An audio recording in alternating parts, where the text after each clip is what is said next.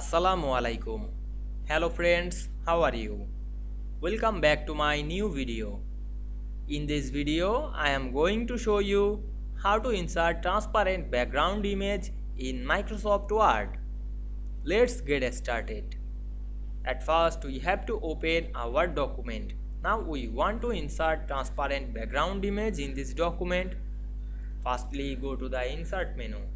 Then click Shapes drop down menu, then choose rectangle shape, then zoom out this document, then draw the rectangle fit to the page. Then go to the shape format menu and click shape fill option.